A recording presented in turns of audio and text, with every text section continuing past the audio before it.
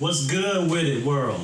This is your boy Iceman J, aka Mega John's Bass, and we here to kick a little bit, just to chat a little bit, talk about the project coming up and everything, and what we got going on, you know. As you see, we're gonna be selling gear coming up on Fire Records. I ain't put all the product up yet. Still trying to get the inventory and everything. Plus, we steady pressing. But first of all, I'd like to say thank you guys for everything you've done. You know, all your support. It's been a lot of work, but we can't do none of this without you, our fans. You know, I like to speak on behalf of me, Nitos. By the way, let me get shots out first of all to the people that's been helping with this project. My boy E-Rocker in the place from Germany. My boy Ilio Branco from Brazil.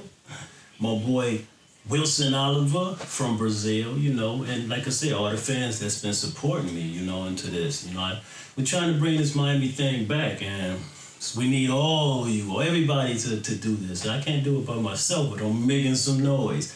DJ Nito, stop the music. Make some noise. That's my version, my remix version. I'm just playing with you. But they just here, just keep staying tuned and everything, and keeping up with the project, and you know what I'm saying, and let's make this happen, man. You know what I'm saying? Because I'm ready to get on stage and do my thing. I never felt stronger than I did now. You know, I got a little older, but that don't mean nothing. I'm still fit and ready for this, you know. So, but I'd like to thank all of you for, like I said, man, the passion, you know, of our song, the Dance Transformer, you know. But yeah, check it out. We got like all kind of shirts that's gonna be representing the project. The project is the Transformer, Iceman J, the Transformer. It's like a 30-year delay, but we here. You know what I'm saying? And it's happening. Got some nice products here. We got the TR-808 shirt. Whoa! Compliments of my girl, Vicky, from handling this. But we got the TR-808. We got the hoodies, the Mega John Bass with the trademark. Boom. You dig? Mega John, we got the different kind of hoodies. We got the Kai hoodies, you know, we got the promotion for the album cover. Electro Bass Junkie with all the drum machines, you know, and just a lot more. We got hats too, you know, so we do all custom things at Electronic Records, Fire Electronic Records. So after I put them up, you can either buy some of the stuff that we have, if you like, or you can do your own type of design that you want. Just let me know what you need, and I can hook it up for you. We're gonna have posters for the first 200 albums. We're gonna have like 200 posters. I'm gonna autograph each one of them. So that will come with the whoever purchases the vinyl. Each vinyl will have one inside. I'll make sure that first 200, all right? And if you buy, like I say, the vinyl, and then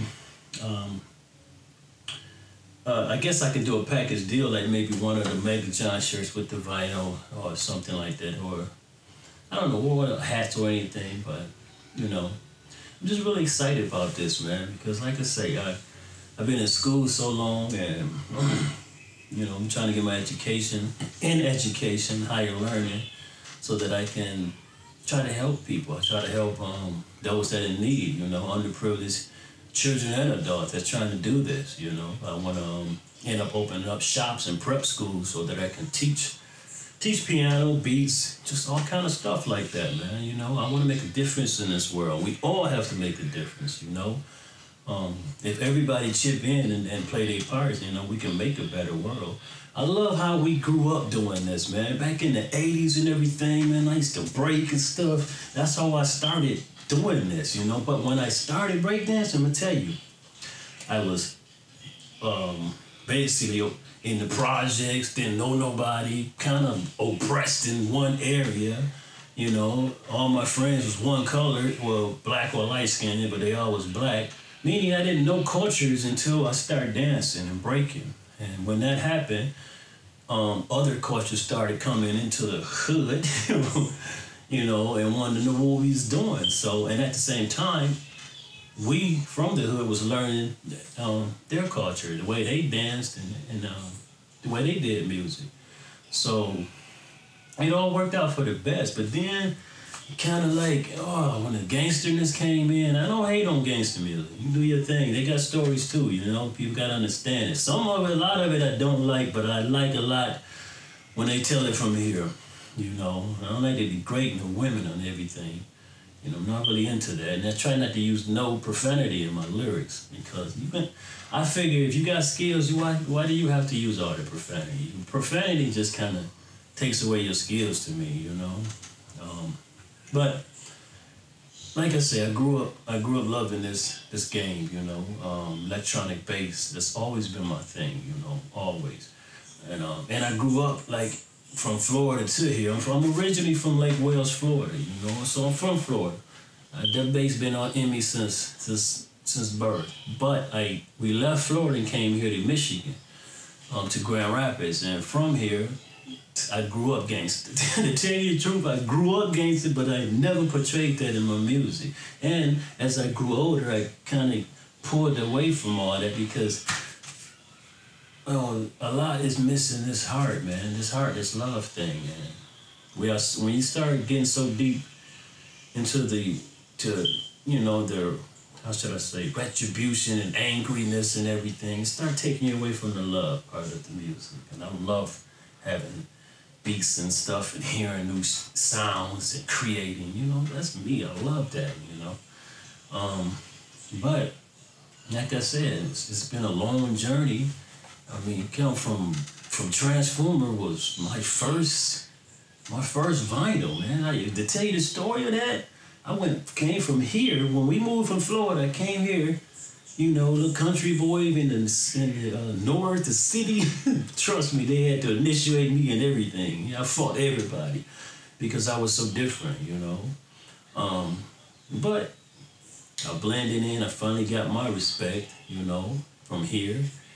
And I don't know, I just started shaping myself. I just couldn't let that bass thing go. Even though all my friends here was like doing hip hop and everything, I was making them hip hop beats, I still never changed my style. I never stopped doing this. And that's what I kind of, you know, hope some of you would do. Don't let no one stop you because of what they do. That's their thing. You do your thing. Let them do them, you know.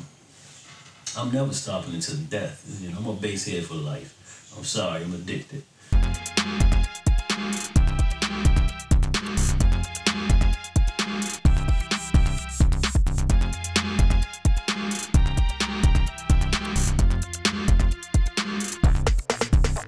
We got the TR-808, which is a classic. T-shirts. We can have anything you really want print on anything.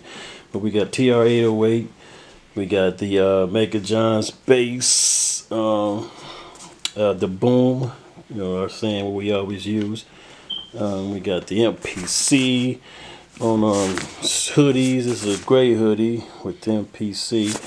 And, you know, we got the bass junkie, my favorite. Electro bass junkie shirt, got all the drum machine, and it's the hard stuff. This is the good quality print ink, so it's not gonna fade off and none of that stuff.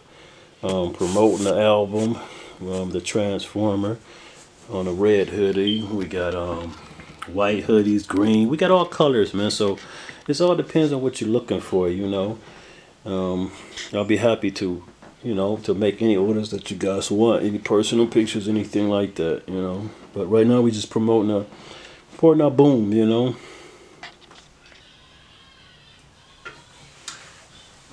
Yeah, you know. Yeah, so I like to send out shouts out to my boy Mark and Ho, BSB. he was the one that influenced me to do this video, you know, so this is for you, bro. You know. But I really, like I said, I really respect you guys, you know. I respect everything you've done for me, you know what I'm saying? The fans, the song, people love it, you know. It's amazing to hear that. I'm very, very blessed to have that, you know. But they don't stop here, so I wish you would continue to listen to the tracks and be ready for this album. Oh, it's gonna be hot. I've been working and putting some fire into these tracks, man. You gotta check them out, man. Be the first.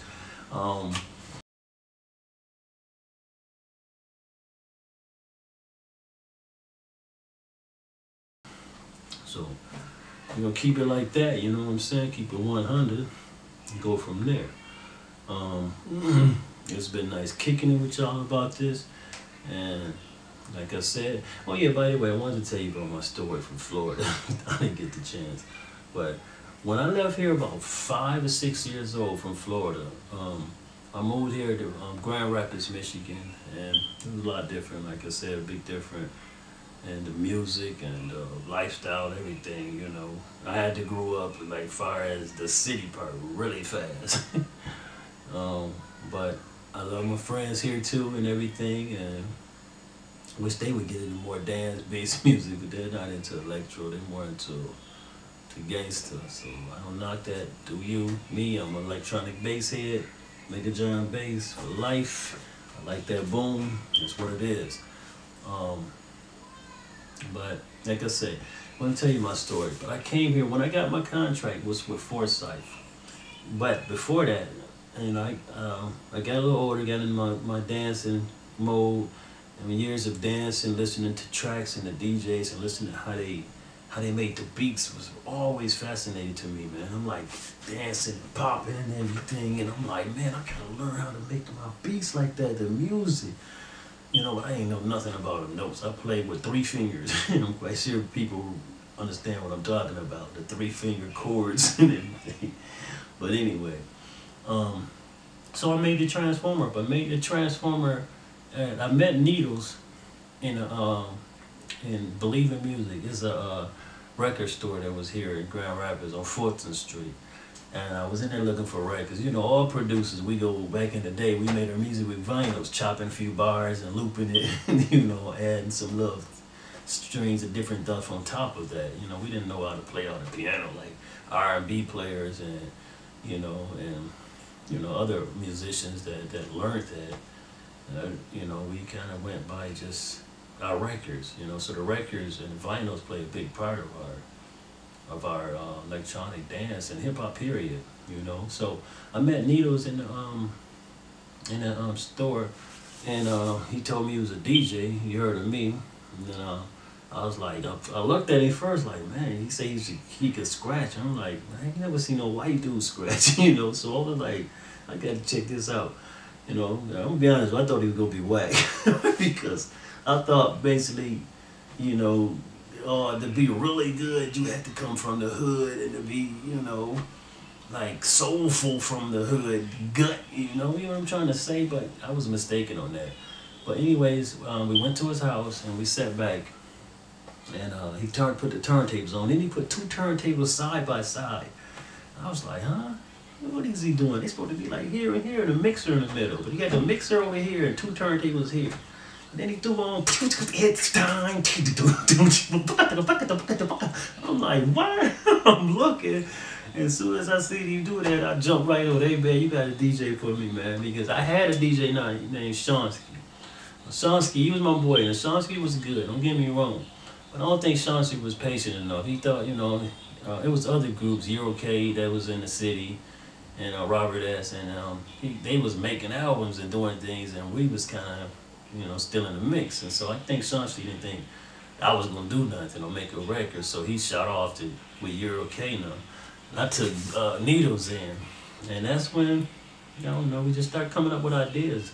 You know, we got to hanging and doing music so much that we ended up living together, you know, just me, him, my brother, you know, and all of us would just be in the basement, you know, kind of like an abandoned little house, but it was our home, but we had no furniture, nothing, hardly no heat. Needles used to scratch to keep warm. Yeah, we went through it, man.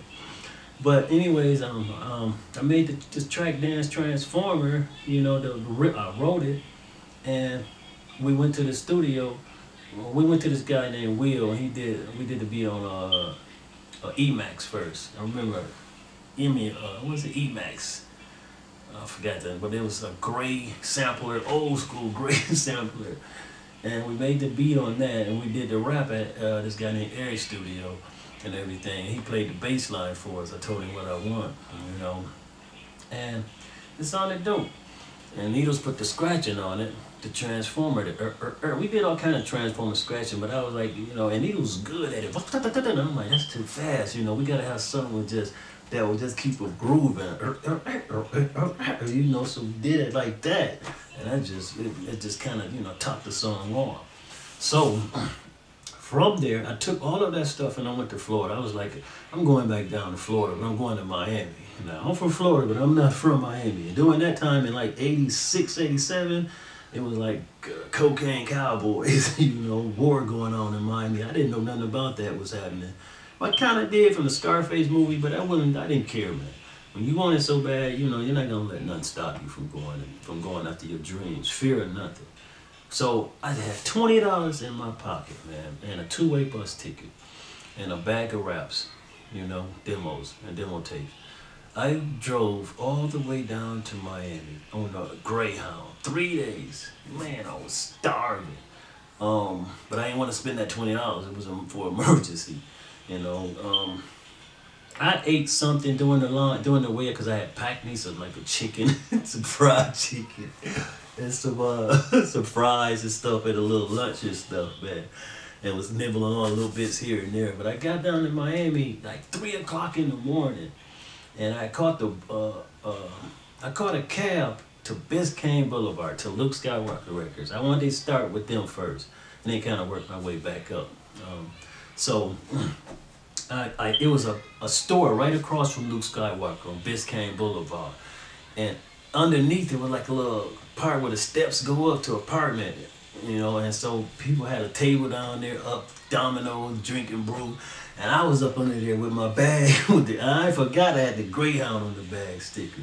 So they was like, people was coming up to me, hey, you from out of town and all this? And I'm like, yeah, I'm trying to wait for Luke and across the street to open. And I didn't realize what kind of danger I was in. So they was like, what's in the bag, little bro? And I'm like, in my raps, man. They trying to snatch my bag. But see, I played it smart. Remember them old long black cameras, little Kodaks? To get developed?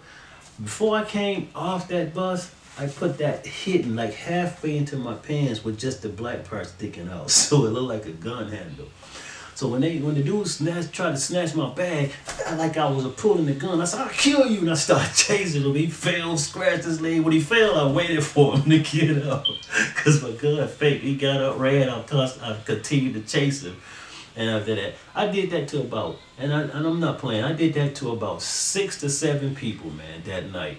Women too. Everybody was trying to rob me, man, because they thought I had money, but I was broke. I just had a bag of raps. Finally, I waited till the morning, and Luke Skywalker and the records had opened. I met David Hobbs first, Mr. Mix.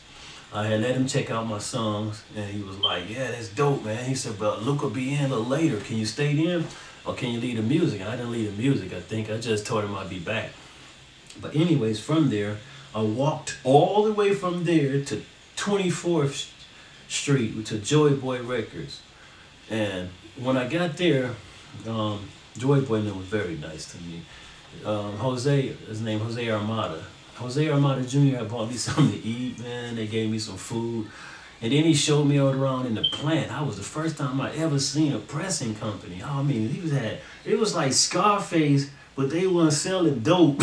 They was selling records. He was making me vision in the basement. People had masks on. They had their breasts showing like on the cocaine movies and stuff. But it was like that, well, with record pressing. I was like, this is cool. This is awesome, man. They press down here, and then you go upstairs, you got the business. So I was really feeling them, man. But I was so attracted to that vocoder sound, that ADE. I have to say it. He inspired me on this music. Before I even came down to Miami, I already knew I was going to sign with him. I just kind of really wanted to meet other companies. But I was like, I loved it, that bass mechanic and all that.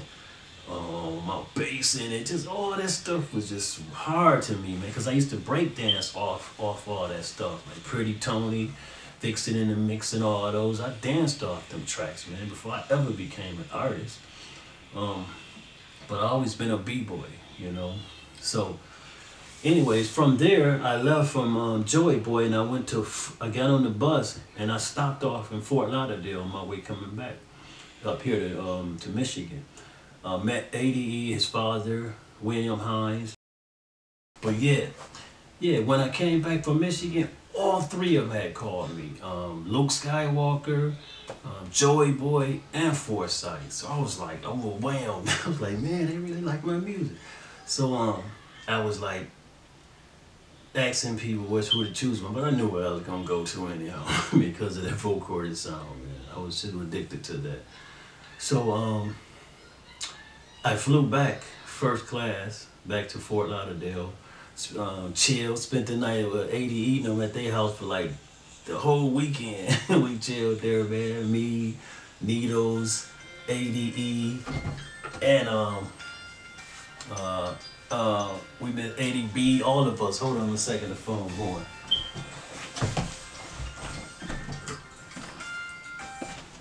Yep.